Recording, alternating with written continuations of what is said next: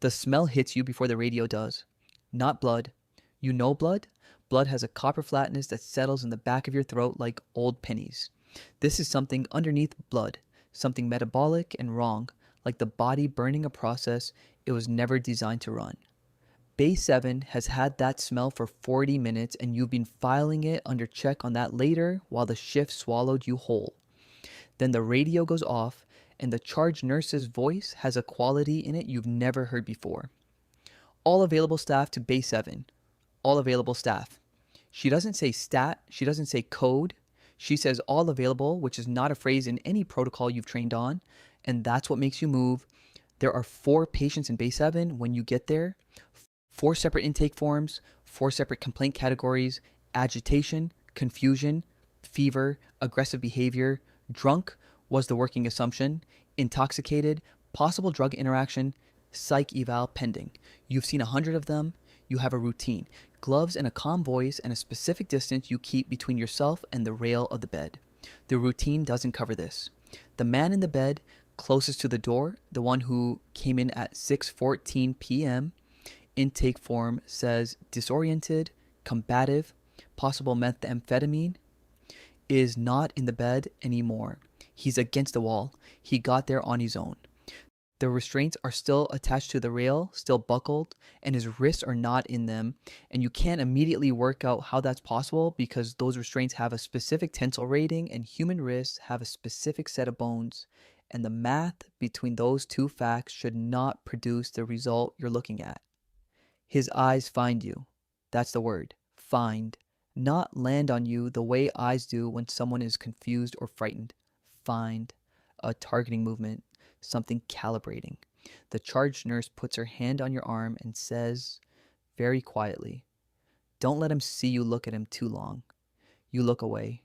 Your hands are completely still. You notice this: 11 years in emergency nursing, 2 mass casualty events.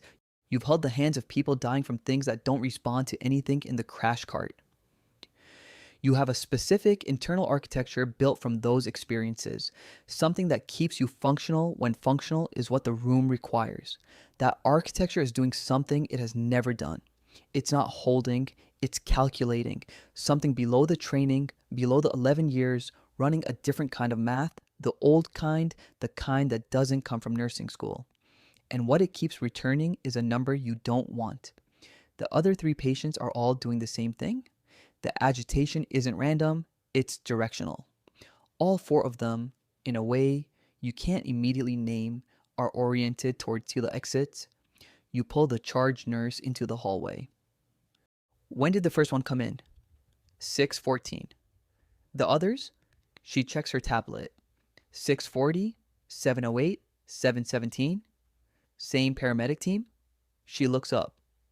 Different calls, she says. Different locations. The 6:14 was Unit 4. The 6:40 was Unit 9. The 7:08 walked in. 4 patients. 3 different points of origin across the city. 43 minutes between first and last. 43 minutes isn't an outbreak window. That's a wave, and waves have more behind them. Have you called the attending? She's in with the 6:14. Call her out. Call her out of the room, you say, and something in your voice moves the charge nurse toward the phone. Here is what you know about rabies. The classic encephalitic form produces hypersalivation, hydrophobia, aerophobia, progressive neurological deterioration, almost invariably fatal once symptomatic. Incubation ranges from 1 week to 1 year depending on bite site and viral load. Person-to-person transmission documented, but rare. Here is what's not in any textbook you've read.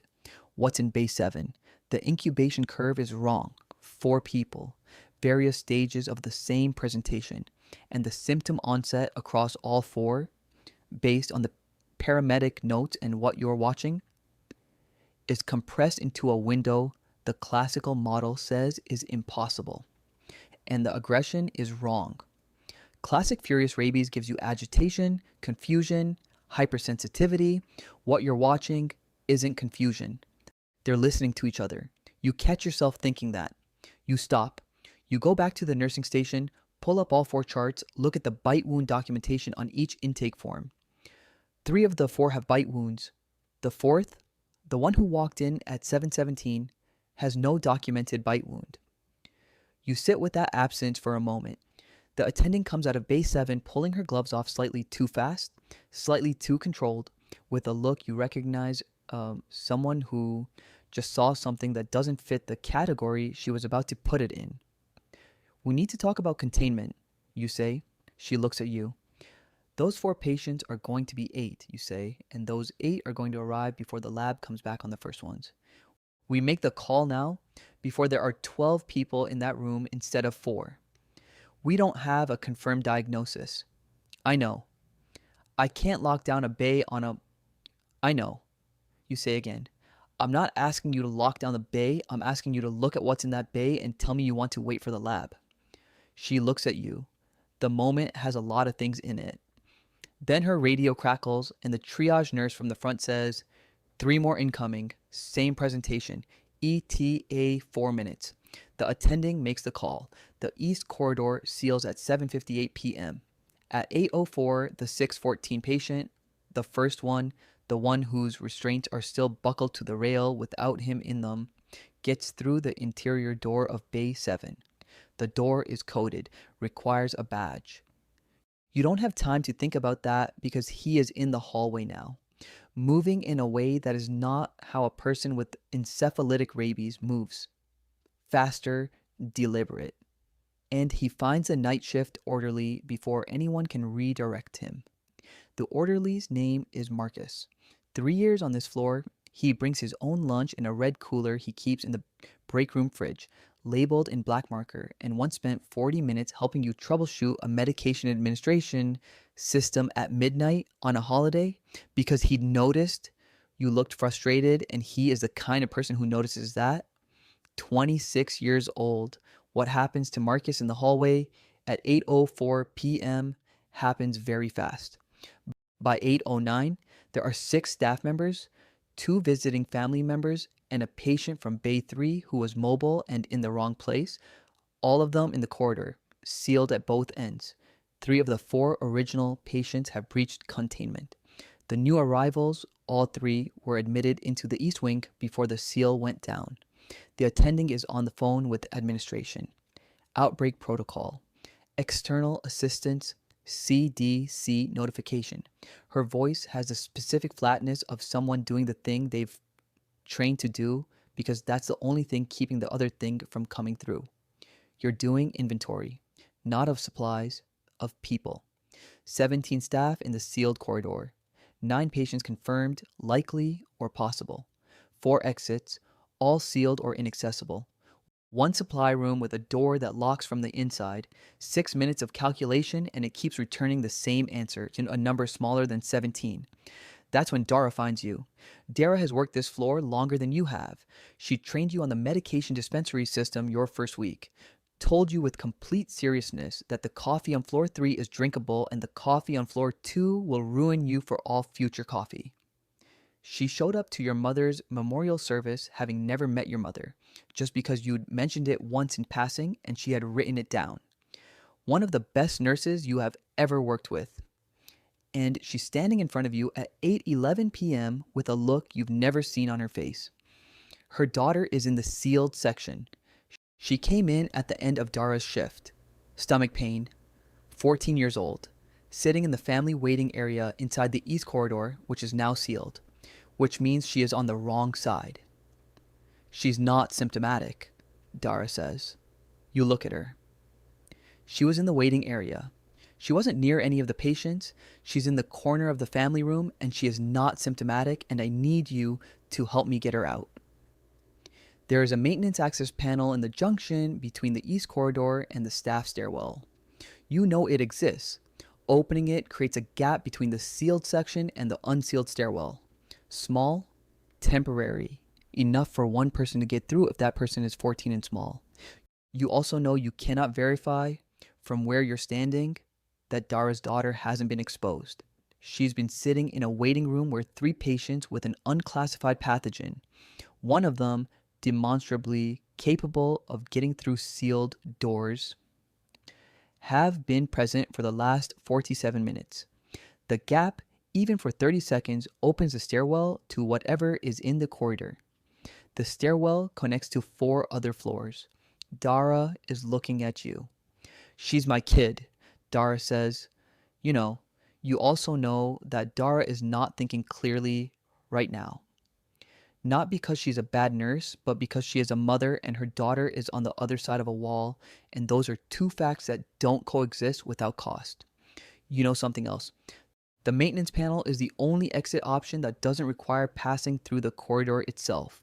If the seal holds, the people on the other side have a window, you've been calculating it, before the situation in the corridor crosses a threshold you can't manage anymore. That window is roughly 40 minutes. It is now 8:13 p.m. 40 minutes is the difference between a contained incident and something that leaves this corridor. Dara's daughter is 14. You taught her how to do a blood pressure cuff last summer because she came to work with her mother on a school holiday, and you had a quiet hour and she was curious. The corridor makes a sound, not a human sound. The kind a corridor makes when the things moving through it have stopped navigating it the way people do. Dara is waiting. The panel is 6 feet away. The stairwell has 4 floors above it and 2 below, all unsealed. You look at Dara. You look at the panel. You think about the stairwell and the 4 floors above and 40 minutes and a girl who wanted to know how a blood pressure cuff worked because she was curious, and the math doesn't change, and you run it again and it doesn't change. The corridor makes a sound again. Your hand is on the panel. You take it off the panel. Dara makes a sound you will hear for a long time. You turn to face the supply room door. Everyone who can move, follow me, right now. The voice, the specific one you developed in the first 3 years of this job, the one that moves people without asking why. Dara doesn't follow you. You don't look back. The supply room door locks from the inside. 11 people make it in. You count them twice. You count the faces. Marcus is not among them. 3 other staff members are not among them. You start doing the math on that second group and then you stop because there is nothing on the other side of it that helps you right now. You lock the door. The sound in the corridor changes when it closes. Someone has a phone with a signal. You use it to call the number from the drill.